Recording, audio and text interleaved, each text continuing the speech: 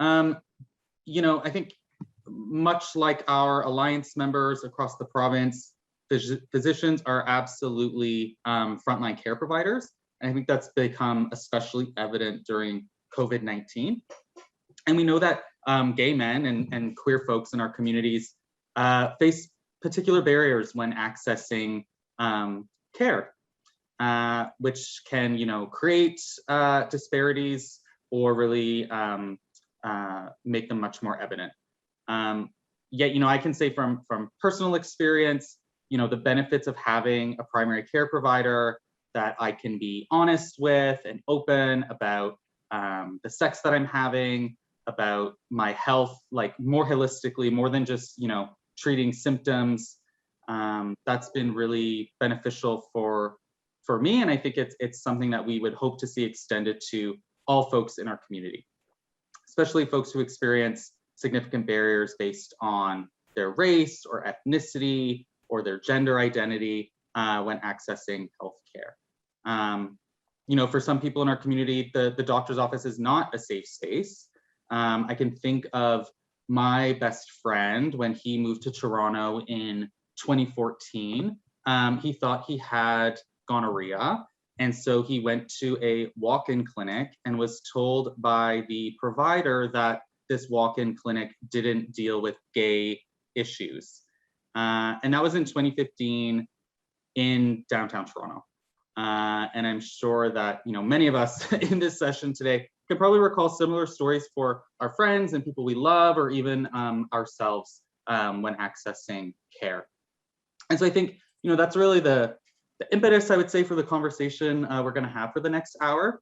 We think there's real value in the GMSH, and by extension our alliance members being more closely connected with folks who are providing frontline care, including both on the community side of things, but also clinical as well. And I think, today through this conversation, we'll see the intersections of those two things for sure. And so I am delighted to welcome a familiar face to the GMSH, Dr. Jordan Goodridge. Good morning.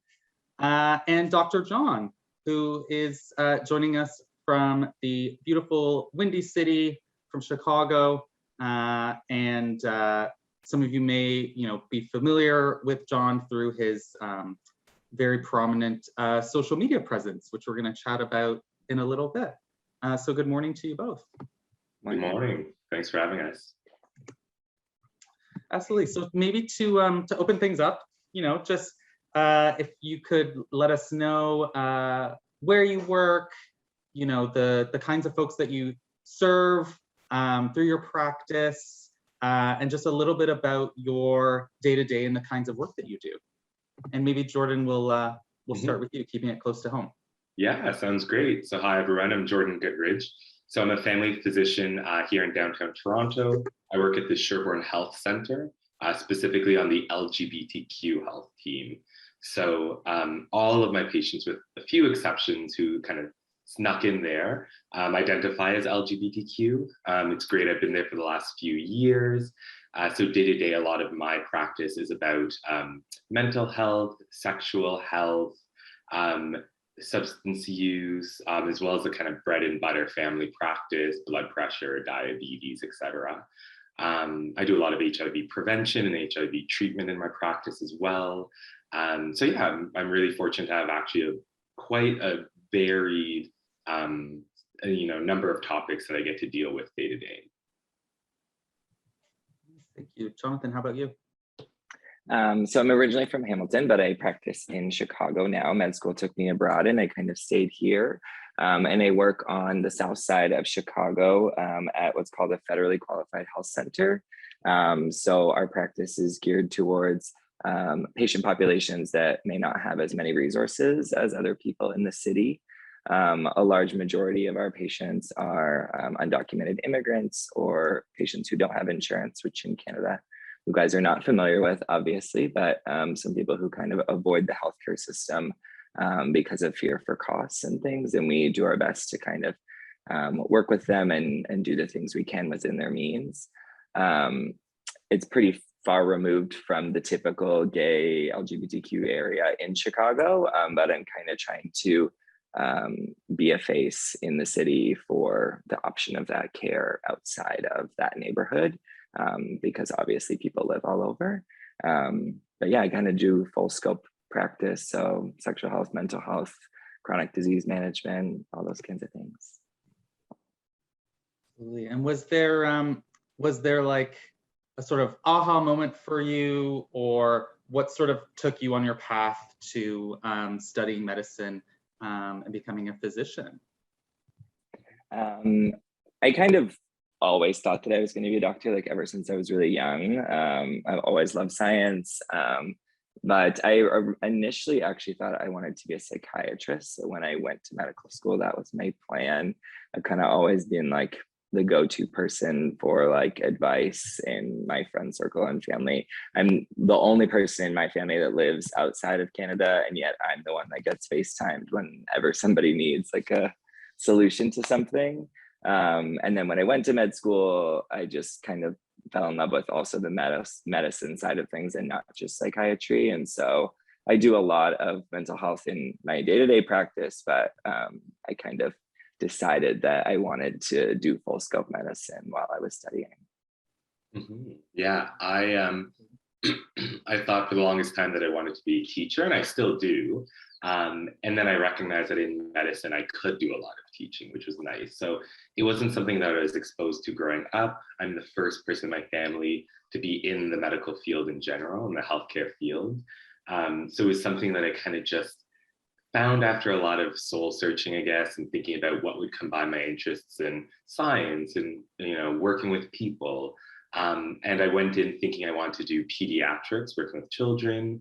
And then partway through, I thought I want to do internal medicine, which is usually much older, more complex patients. And then I kind of landed on family medicine because you get to do a little bit of everything. It has a wider breadth, and it also has a lot more flexibility in terms of whether I want to have a family practice, whether I want to just work at a sexual health clinic, which I did for a little bit of time. You know, I think it's nice because you can really tailor your career to what you want it to be, and it can change over time. So that's why I landed where I am now. And queer health, I mean, being a queer individual myself, I know going through the healthcare system, I had a number of experiences that were less than positive, and I felt I could do a better job, at least at making my patients feel more comfortable. So that's some of my motivation.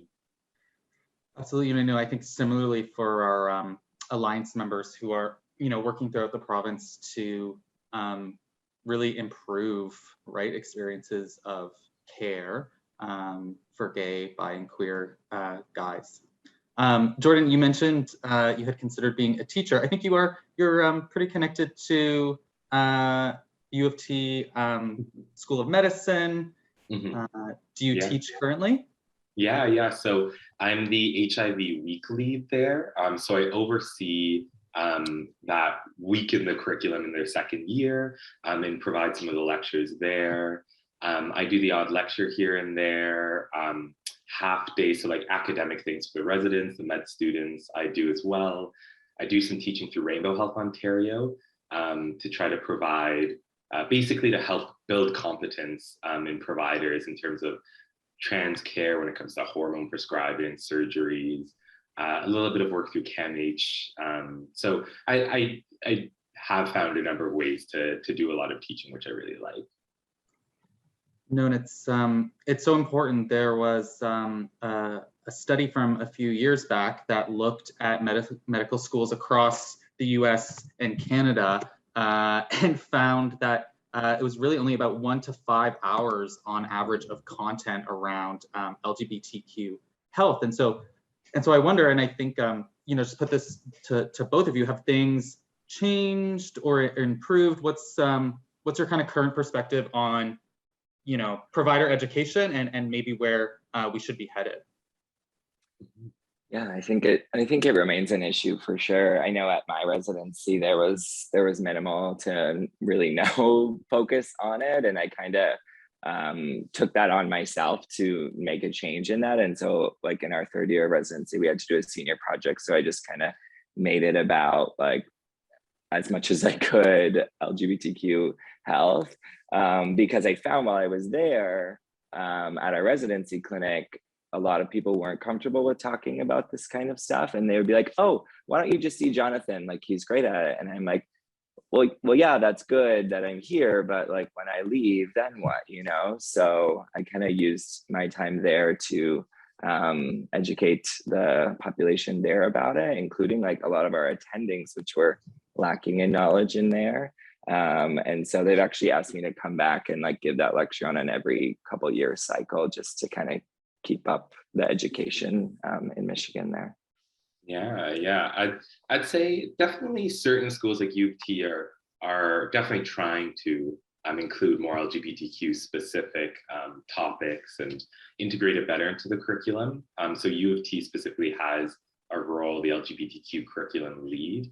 So that individual is responsible at looking at the curriculum, seeing how they can integrate cases that are, LGBTQ representative, for instance, into the existing curriculum with limited hours. So definitely, I think we're moving in the right direction, at least there. But I know a lot of schools don't have this position, and so it may be harder to kind of implement some of these changes if there isn't an individual specifically assigned to look at the curriculum and do a little bit of revamping or integration of content. So there's still some way to go. And I know part of us are we're in part looking at how we can tackle this issue from the med school and kind of early education side of things, but also through Rainbow Health Ontario and everything, looking at how we can increase providers' confidence in providing LGBTQ care who are already out in practice, right, and established. Yeah, and I think it probably varies. Like your example of U of T is great, but you would think they're probably like at the forefront, whereas compared to like other schools in the country are probably not on the ball. And I know it's like that here in the States too. Like in Chicago, I know the med schools here are doing like a really good job of it, but comparatively where I did residency in like a smaller town in Michigan, as well as like the vast majority of the South in the States, I'm sure has a ways to go. Mm-hmm. I mean, one of the things I see this a lot, especially online. There's a big push right now through some provincial campaigns to get more gay men on PrEP through OntarioPrep.ca and through the Prep Start program. And when I see some of the sort of dialogue around this online, oftentimes both from folks outside of the community, but even gay men themselves who say things like that suggest that we don't have unique health needs and considerations, essentially that like healthcare for us would be the same as anyone else. Do you encounter some of those misconceptions among folks that you work with or that you're teaching that in some ways sort of disregard some of the unique considerations that we have with regards to our health? Good question. I mean, I think I'm a little bit biased because I work in a clinic that is advertised as focused on LGBTQ health. So, I think here, my patients really appreciate that we tailor our approach specifically to LGBTQ individuals, right? So I think maybe here, that's a perspective that I get, whereas other clinics that I've worked at, I know a lot of the time they kind of have like a, single approach to every patient. So it doesn't feel as unique and individualized based on like a specific patient's, health history or risk factors or this or that. So yeah, that's been my experience. Jonathan, I don't know about you. I think I see it a lot on my social media, like in the comments of people who are not members of the queer community making comments like, I don't care the sexual orientation of my doctor, just treat me, take care of me, whatever type stuff. And I think it comes from people who just don't understand, like if you're not a member of the community, you don't understand the need for a safe space and someone who can relate to you. So I just kind of try to respond in that way that like, well, it does actually matter to a lot of people because a lot of us have felt very uncomfortable, I'm sure, in medical settings, and it helps to walk in and see somebody who you can open up with. Absolutely. And speaking of opening up, I feel like there's a pun potentially there, but anyways, that's what I was thinking. let's go straight into it in terms of your experiences in clinic and meeting with folks. I mean, just generally, like, sort of where and how does sex really show up in your work, and maybe what are some of the most common things that folks in the community are bringing to you with regards to sex in your practice? Yeah, so the nice part is the intake process at Sherbourne is great in that they're seen by a couple of individuals even before seeing me, and having lots of conversations about a holistic approach to an individual's health, including their sexual health. So kind of opening up the conversation in a broader sense in terms of, do you have any specific sexual health concerns or sexual health needs that you think it would be important for us to know about? Trying to identify issues early, but also setting the tone very early on that, we want you to come to us if you have any concerns whatsoever. Acknowledging that sexual health isn't necessarily easy for a lot of our patients to talk about. And I think as providers who do it a lot, we get used to it and kind of desensitized, but it's important for us to recognize, okay, this is a sensitive topic that if I don't bring up, they might not bring up. So then trying to find times periodically to ask about someone's sexual health, whether it be, in asking about whether they're interested in starting PrEP or PrEP counseling and monitoring if they're already on it. Periodic health reviews. So, when we have them in to do blood pressure checks, weight, height, also asking a quick question if they have any sexual health concerns.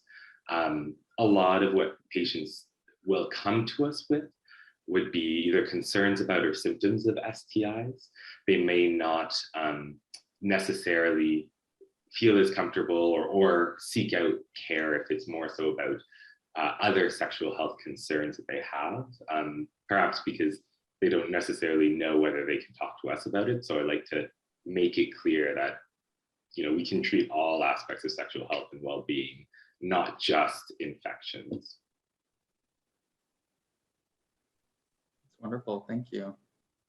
And thinking about like pleasure and sexual satisfaction, how, what have you found helpful in terms of approaching those conversations with guys, and what might be some of the questions that you would want to sort of assess and get into that?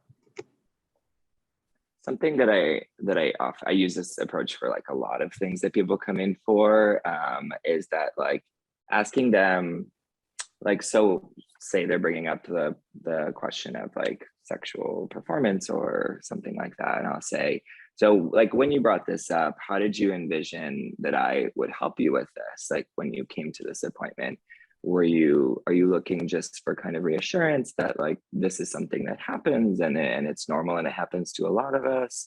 Are you looking for me to connect you with like a sex therapist that we could work on that with? Are you looking for a trial of a medication? Because I find that my patients feel dissatisfied sometimes when you just kind of like offer medication. A lot of my patients will be like, oh, I'm not just looking for a medication, and so I think phrasing the question in that manner really helps me to kind of open the door to them of like, what were you looking for here today? Because it can be a hard thing to navigate. And a lot of people are just looking for like, is it normal that sometimes I have performance anxiety? And is that a thing that happens to everyone? Or am I just the weird one, I think probably the difference between Jordan's practice and mine is that like with his practice being more geared towards like LGBT health and sexual health, it's probably a more like organic conversation. Whereas like a lot of my patients are very not comfortable talking about sex. So it can be tough for me. I try to incorporate it into like when they come in for a checkup, just like, is everything okay sex wise, or like something very like generic if I get the feeling that they wouldn't really want to talk about it. And then if it's like some of my queer patients, I can have a more open conversation conversation with them. Yeah, I agree. And I think if I'm the one initiating the conversation, I just like to start open-ended. So, do you have any concerns about your sexual health? And if sometimes open-ended can work great and people can identify their concerns, and other times they maybe need a little bit of guidance. So for instance, any concerns, like you said, in terms of performance or pleasure with sex or intimacy, any concerns or questions you had about drug use in sex, or about STI risk and keeping yourself, relatively protected. So sometimes giving these prompts of, these are typical topics that I talk to my patients about. Is this something you're interested in talking about today? So opening that door, normalizing the conversation. Those are some of the signposting. So letting people know, like, this is what I'd like to know about if you feel comfortable talking about it. Or if not today, that door is always open.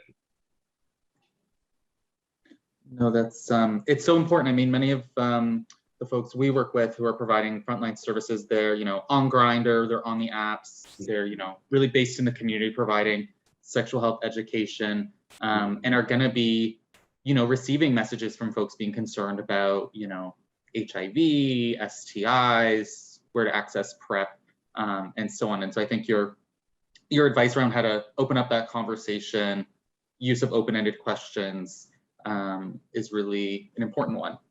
Have the conversations that you have with your patients around sex, and in particular like HIV, how have they changed over the last few years? I mean, we're really in this sort of golden age, it feels like, in terms of a lot of the advancements that we've seen. Mm-hmm. Yeah, I think there is a lot more awareness out there, which is nice about this U equals U principle, undetectable equals untransmittable.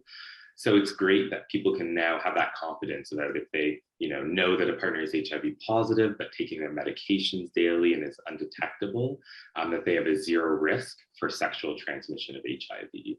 And so that's something that's helped to reduce, although not eliminate completely, the stigma around HIV. It is still something that, like any new discovery, can take time to really permeate through the community. So even within the last year, I've had patients bring their partners in so that I could do some of that counseling to reassure them about this U equals U principle, because it's something that some of these guys have had fears around, or stigma around HIV for years and years and years, and it's not necessarily really easy for them to all of a sudden change their mindset or reframe their view about HIV and their vulnerability with a partner who is HIV positive. So that's something that's really changed. People are now recognizing HIV, is often a stable chronic condition where there's great treatments out there, but they are also more aware of PrEP, so they often initiate the conversation, it's good that the awareness is out there, because I think that a lot of the time, unfortunately, historically, it's been patients having to come to their, providers, have this conversation, but when PrEP wasn't as well known about, if it wasn't being initiated or talked about, then there are a lot of individuals who, may have been great candidates, but maybe wouldn't have accessed it. So at least now, patients are more aware of it. I think practitioners are at least a little bit more aware of some of these prevention tools. So the conversation's changing in those ways, I think. And how is it like for you, Jordan, kind of personally, like when you're with someone, sharing that message of U equals U, and the kind of reaction that you get from folks? Yeah, I think it's most of the time it's not the first time that they've heard it, but it's just something about hearing it from the lips of someone that they trust, as opposed to just reading about it or hearing about it from a peer. So sometimes we recognize in medicine that there can be a bit of a power differential, but there also can be a respect for healthcare providers and our knowledge and expertise and research and everything. So I think that, yeah, sometimes it's just that last little bit of reassurance that an individual needs to like grasp onto the U equals U concept and accept and acknowledge it as a reality. So I find a lot of the time it's just that final piece rather than, a shock or surprise. Most individuals have heard of the concept, even if they haven't fully accepted or fully understood it. Absolutely. Jonathan, how about yourself? Yeah, I mean, I don't have a ton of HIV positive patients, but I think for me, how it's changed in terms of like how prevalent PrEP is in our community is so great. Because I feel like even like 5 years ago when I started practicing, sometimes bringing up PrEP to a patient could be taken as offensive, I think, which now I don't really feel like it is, just because there's so much more education about it. But I did have like some patients before who had said things like, oh, like, are you like placing judgment on me for even like offering this, which is tough to navigate. You don't want to shame a patient into like making them feel like they're being risky or something, when really you're just offering something to help. And I even, because of insurance purposes, like we have to put the diagnosis code, I think it's at-risk homosexual practices or something of that nature. And I've had patients like respond on my chart and be like, why did you put this in my chart? And so I'll ahead of time say like, this is the diagnosis that we have to use.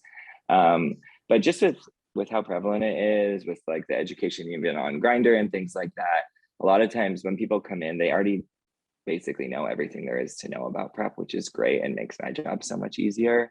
And I'll usually say like, why don't you tell me what you already know, so that I'm not like mansplaining this stuff to you, because you probably already get it. And then I'll just kind of fill in any gaps that there might be, and it makes things a lot easier. And I mean, we're going to hear this week, we have some, clinician scientists and folks who are leading various implementation projects related to PrEP in Ontario. And I think we're really going to hear about, critical work that needs to be done to scale up access to PrEP, where we're just not sort of reaching that level of saturation, for lack of a better word, within the community. And within, folks who frankly are living on the margins within our community. And one of the consistent things we hear is among folks who meet the eligibility for PrEP based on the guidelines, but who perceive themselves perhaps not to be candidates for PrEP. And so, Jordan, for you in your conversations with folks, is that something that you encounter quite a bit in your practice? Like, are the misconceptions about PrEP from a few years back still really prominent today? Sort of your reflections on that. Yeah, there's still a number of my patients. I think a big barrier to PrEP access is drug plans, drug coverage, drug insurance. But there definitely are still a handful of patients in my practice who I think are great candidates for PrEP, who would have access to paying for it or to have it covered. But either, like you said, perceive themselves as low risk, maybe feel that they have relatively few sexual partners, or trust that the partners that they do have, are negative, or, consistently taking PrEP and or positive but undetectable. So yeah, I think a lot of people kind of do the risk assessment, but maybe will have different feelings about what their own perceived risk is. So I just do some counseling about what benefits PrEP might have for them. Some people, like a lot of younger people, aren't on any medications and don't like the idea of having to take a medication daily. So sometimes that's one of the barriers too, to saying that, like, if I feel my risk is so low and I don't want to take a medication, I'm worried about these side effects or these long-term risks. Those are often going to be reasons why people don't go on it. So I just do counseling around, how much we do or don't worry about some of those things, those factors. And like the sort of concerns around like daily medication adherence, I mean, that could be changing sooner than we think with the introduction of injectable PrEP, injectable HIV treatments. What, how might that make a difference from your perspective in the lives of your patients? Yeah. If it's something where people, because for PrEP, they're studying it, like injections every 2 or 3 months. So if it's something where they'd only have to do an injection every so often, some patients might actually prefer that to taking a daily pill, especially if they were worried about some of the adverse effects that are part of generic Truvada. Those same adverse effects aren't present in the injectables because they're different medications that are being used. So I think that it will be a more acceptable way of delivering PrEP to some people. There's still some patients, even when I talk to my patients who are living with HIV, I often assume that a lot of people would be excited about the idea of doing an injection every 1 to 2 months rather than taking daily pills. But a lot of my patients are fine taking pills. They don't mind, or they'd actually prefer to injections. So I think it's nice to think about it like there will be more options available. And I think overall that means the uptake will be better. Absolutely. And we're 2 years into COVID. I would be amiss not to at least have a bit of a conversation around COVID-19 and how that has impacted you, professionally and in your practice. We're talking about PrEP. We know sort of PrEP use, well-documented changes in PrEP use among gay men during this time, fewer sexual partners, huge reductions in HIV testing. So any personal reflections you want to offer on COVID-19 for yourselves? I think something that I have learned a lot through COVID-19 is that, so where I practice is obviously a lot of racial minorities. And so a lot of them have understandable mistrust of the medical communities and vaccine hesitancy and things like that. And so it's been important for me to learn my privilege and not force things on my patients that I can't 100% understand their reasoning for, and kind of doing my best to just present myself as someone who they can trust, and someone who's probably a lot different than doctors that they have seen in the past, in the hopes that they will be kind of open to suggestions from me. But that's been one of the community that I work in was hit really, really hard early on with COVID. And so it was tough. And I think it's been interesting for me to see a lot of them accept the harsh realities of COVID pretty early on, so that we could have these important conversations about prevention and how to improve things moving forward. Absolutely. And I think similarly, speaking of areas, hard hit, I live in Regent Park, which is part of the sort of downtown Toronto East health region, also where Sherbourne Health is situated, and real impacts of COVID-19 on a range of populations, Black, Indigenous, people of color, homeless populations.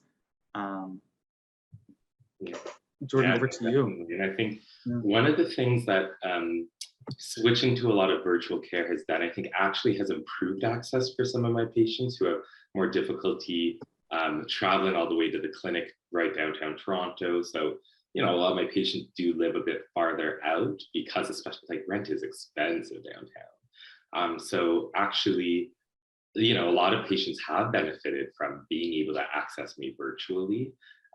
So there have been some positive effects there. There's definitely been, in my own practice, changes in terms of people accessing care or getting testing.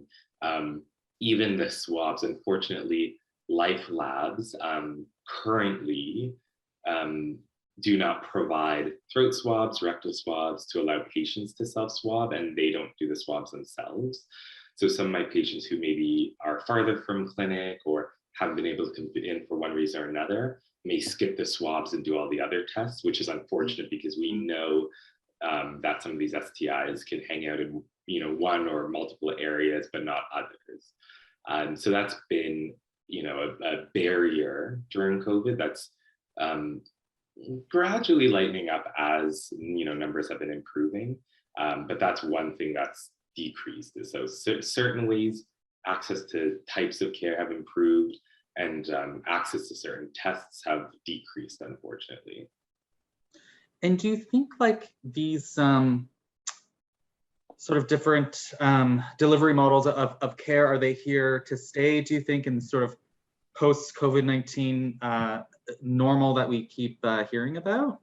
Mm-hmm. Yeah, absolutely. I don't think, I think a lot of patients really appreciate not having to drive to the clinic, find parking, pay for parking. If they show up late, they may not be seen that day.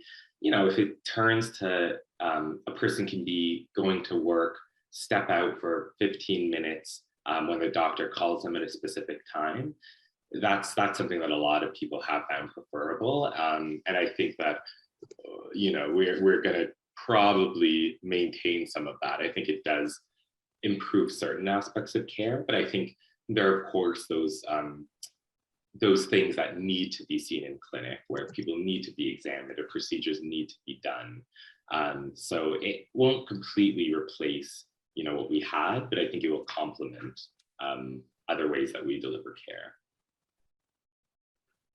Yeah, I agree. I think it'll probably be here to stay. I think it was honestly a nice push that we all needed to kind of develop a model for this kind of thing, and that patients have really appreciated it. And yeah, there are so many things that now that we have transitioned to having telehealth as an option, I've been like, why weren't we doing this already? It's tough for some of my patients that work basically all business hours to make it in. And we do offer like evening appointments at my clinic 2 nights a week, but that's such limited time slots that it's nice that I can just talk to patients during their workday, or if they're at home with multiple kids and can't make it in to trek their whole family to the clinic. I think it's really, really improved things for those patients.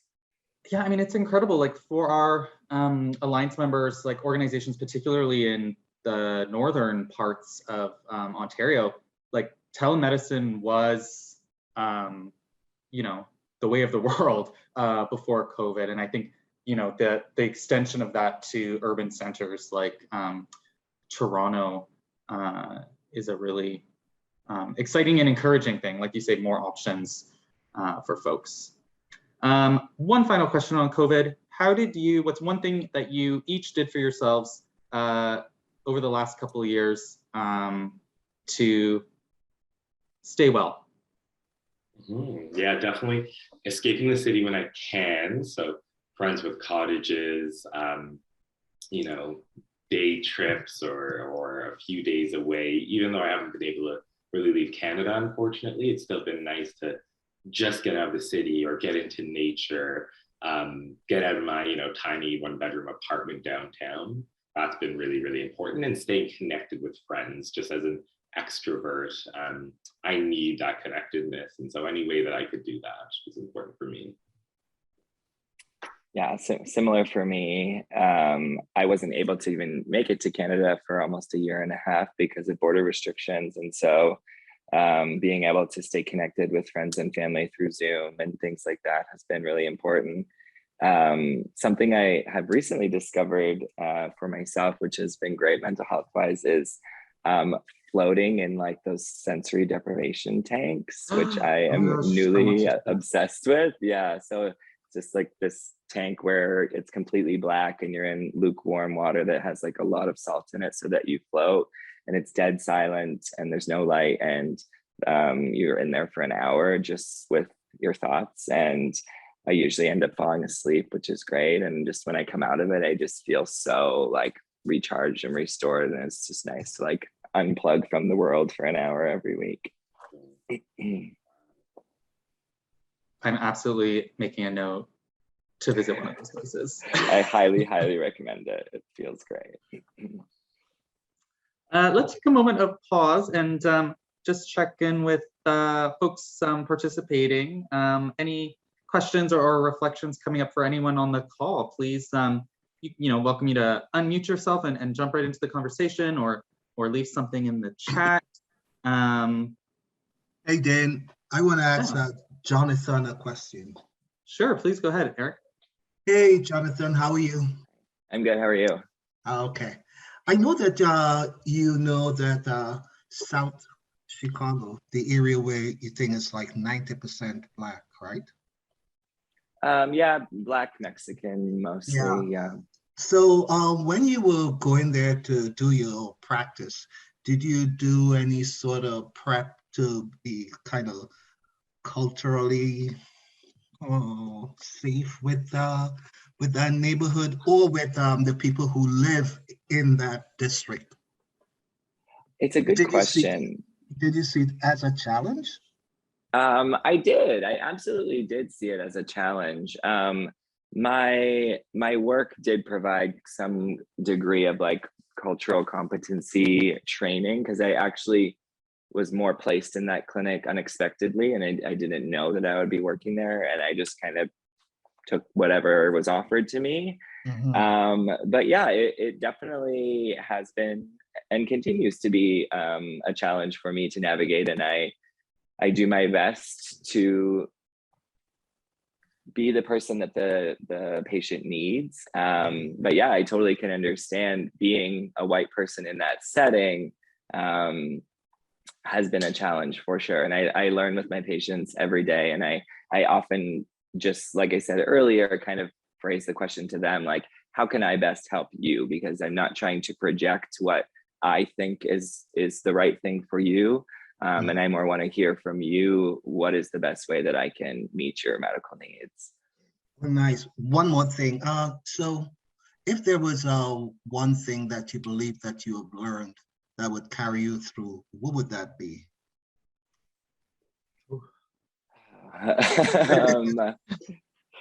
I think something that I remind myself a lot is that I'm not the perfect doctor for every person, because there are going to be people that I'm not the right fit for, and that it's tough for me to realize that. But we tend to put a lot of weight more in our negative interactions rather than our positive interactions, which is a challenge, and I think contributes to burnout. And so reminding myself that sometimes, you know what, you're just not the right fit, and trying to focus on all of the people that you are a good fit for and that you do connect well with, because that's what's the most rewarding. So every day when I come home, I think about the best 3 parts about my day rather than venting about the worst parts about my day. And I think that really helps get me through. Great. Thanks, Jonathan. Hey, Thank you. Jordan. Hello. I want to touch on something. Jonathan, your sort of personal experience, I see aspects of actually my own in that I came out quite later, around the age of 25. I mean, I had been gay since I was like, could walk, but came out later, especially to family, was sort of, open with friends, but came out much later in life to my family, and was actually working in an HIV service organization, doing like queer men's sexual health work before I myself was even out. And one of the things that you have done so beautifully is draw attention to, across your social media presence, drawing attention to the importance of showing up authentically for your patients and in your work. And so, just want to hear from you, what made you want to share your work so publicly, and to tell us a little bit more about your visibility online, and how folks are responding to that. Yeah, thank you. I love this question. So I didn't honestly ever plan to have like a big social media presence, like at all. I just started making a few TikToks like early during quarantine days when there was nothing else to do. And a few of them just kind of gained a lot of traction. And I started building a big following, and then started getting messages from a lot of different people saying like, I love to see what you're doing and stuff like that, which like for me, I was like, what am I even doing? You know, like I'm just being myself, like making jokes online. But then started to realize that, yeah, like I didn't have any queer role models really growing up at all. And how important it was for a lot of people. I get a lot of messages from like medical students or nursing students and things like that, just saying like, it's so nice to see you comfortably being yourself in a professional setting.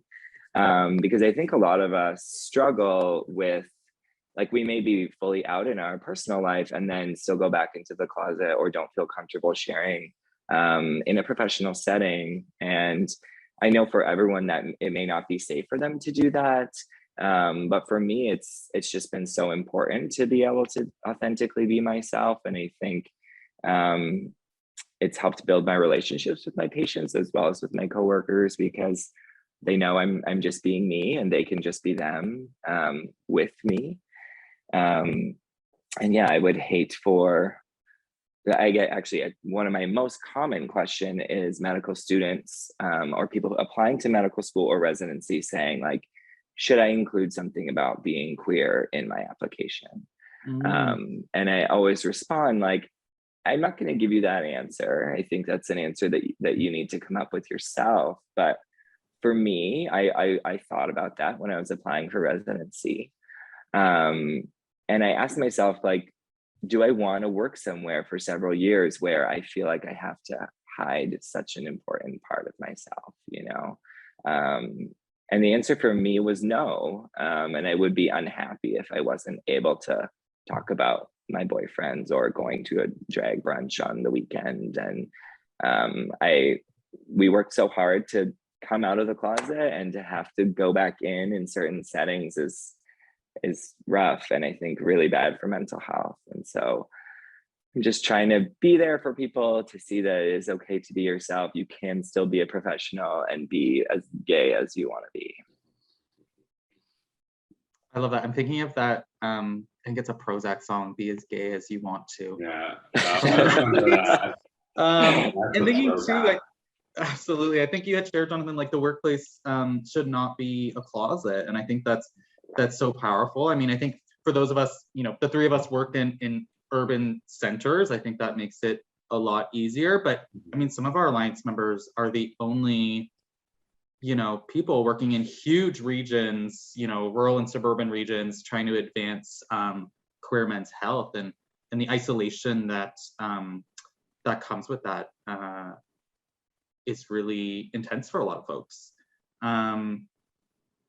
Jordan, any reflections there for you on what we heard from Jonathan? Yeah, I've been very fortunate to be obviously at my own clinic, very open about my sexuality. But I remember in residency feeling like it was just something that like I wouldn't volunteer, I wouldn't bring up a lot of it because, you know, I didn't really see myself represented in my colleagues, unfortunately, in terms of other queer physicians.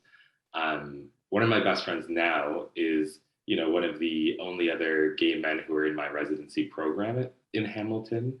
And, you know, we shared a lot of similar experiences, unfortunately, about it was just something that, like, you know, as patients say, oh, you know, do you have a wife? Do you have children? You know, you just like brush off and try to focus and move on to the next question. So it's nice that I can go into work without these assumptions being put on me and having to try to navigate that. I think now I'm a lot more comfortable, not being a learner where, you know, you're already so uncomfortable because you're on a lower part of unfortunately, the totem pole of the hierarchy. But I think now I would be much more comfortable living as my authentic self and being honest about who I am. But I'm also coming from a place where I've been fortunate in that I've been able to do that daily in my work currently. So now it feels like it comes a lot more naturally to me. Yeah, and it is nice to be able to say, kind of like Jonathan was saying, I can be as gay as I want to and not feel like it interferes with my work in any way, because it really doesn't, you know, and it's my business what I do outside of the clinic. So it really shouldn't matter.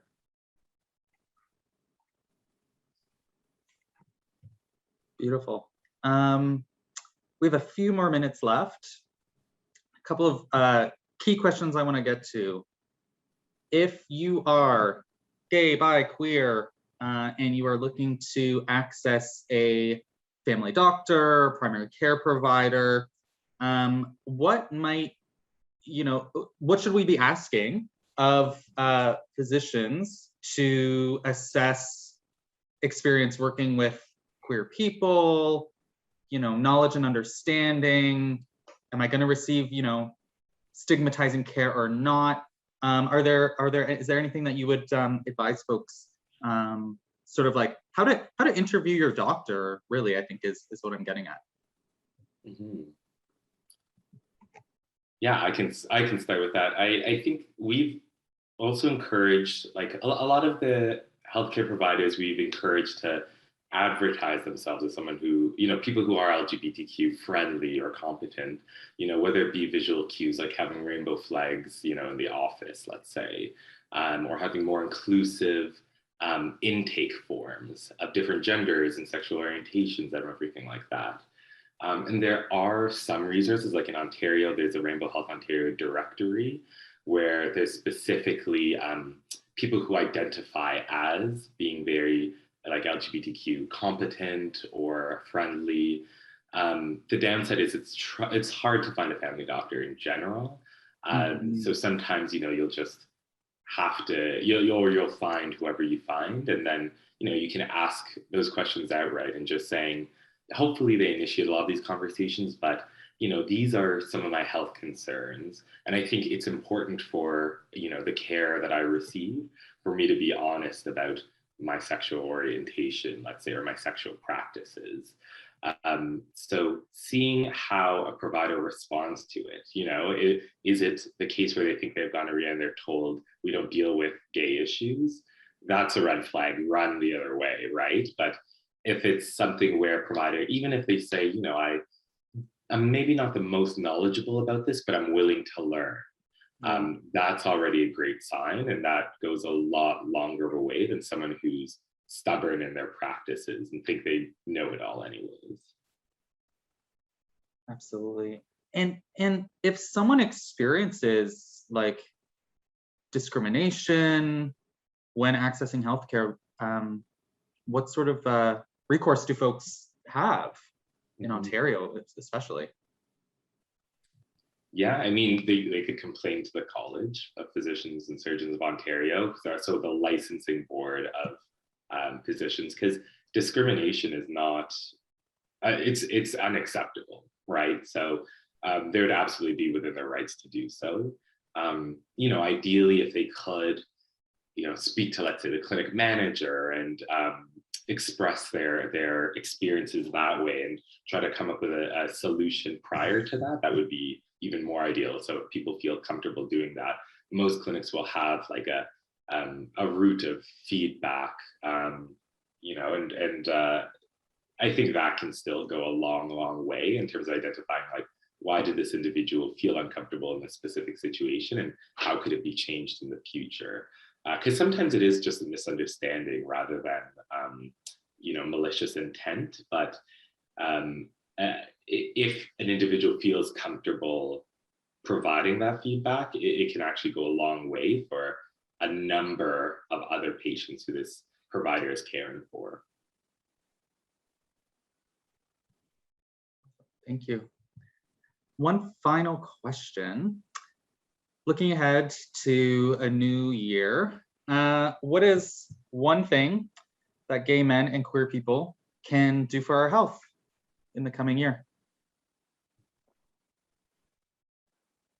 Find a doctor that you're comfortable with, I think, is honestly my most important piece of advice, and something that I tell people all the time, because my social media comments are full of people saying that, like, I feel judged at my doctor, I don't feel comfortable going to the doctor, I avoid the doctor, and that is terrible. And I have been there before, and you should never feel like you cannot come to your doctor with any concern that you have. And so I know it's tough in Ontario to find a family doctor, but if you do not feel comfortable, I would highly encourage you to establish care with someone that is going to make you feel comfortable.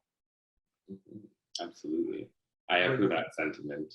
And then from a medical standpoint, also just care for yourself, right? So get outside, see friends, do things that you enjoy.